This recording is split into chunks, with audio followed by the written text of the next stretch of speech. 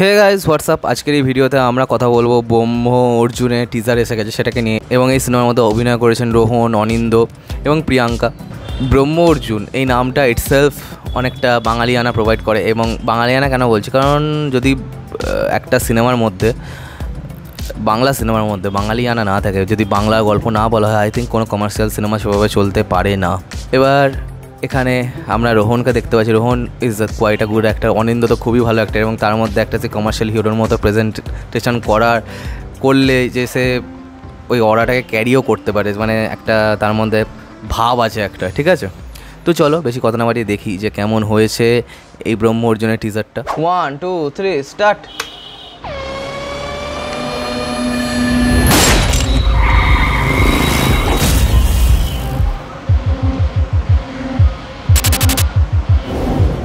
लड़ाई होने वाली है।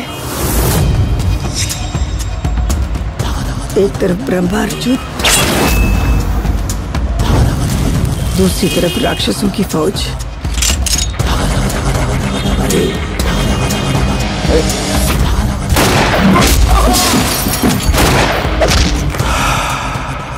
সময় এসে গেছে ম্যাডাম, তারা আবার ফিরছে। টাকাই ধরম, টাকাই করম,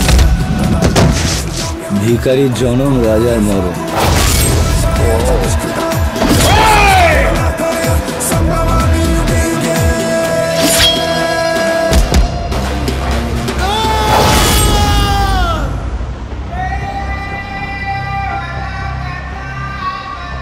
এটা তো মহাভারতের গল্প।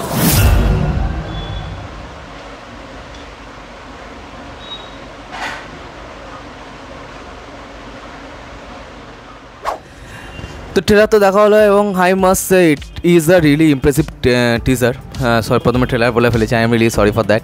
এবার দেখো, এর আগে যে সমস্ত ক্রিয়েটার এটাকে নিয়ে কথা বলেছে, তারা বেশিরভাগ সময় সবাই বলে দিচ্ছে যে নাকি বেঙ্গলি খাদান, মানে নেক্সট খাদান মিনি খাদান এরকম আসছে। আই ডোন্ট থিঙ্ক এটা হবে, কারণ দেখো এখানে খাদানের মতো অনেক ট্রোপস কিন্তু সেম, এবং কোথাও না কোথাও আমরা বুঝতেও পারছি যে এরা দুজনে এগেনস্টে যাবে, ঠিক আছে। একসাথে যখন বড়ও হবে একসাথে এদের এগেনস্টে যাবে। কোথাও না কোথাও এটা হতেও পারে যে গুন্ডের যে টেমপ্লেটটা সেটাকে ফলো করা হলো, ঠিক আছে। কিন্তু এটা যেভাবে প্রেজেন্ট করা হয়েছে এবং যেভাবে এই দুজন নায়ক এই ব্যাপারটাকে পুল আপ করেছে, এটাও কিন্তু খুব ভালো, এটা কিন্তু প্রশংসা দাবি রাখে। এবং অন্যদিকে এখানে এরা দেখছি ভাই জারিনা ওয়াবকে কাস্ট করে নিয়েছে, তো আই থিঙ্ক মানে ইটস আ বিগ প্রজেক্ট, ঠিক আছে।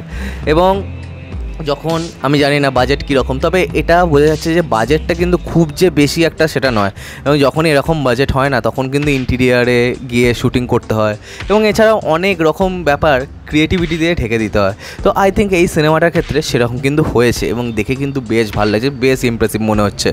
এখানে যে আমরা প্রথমে এই যে লেখাগুলো যেগুলো আমরা দেখছি, হ্যাঁ সেইগুলো বেশ ভালো, টেক্সট যেগুলো আসছে, ঠিক আছে।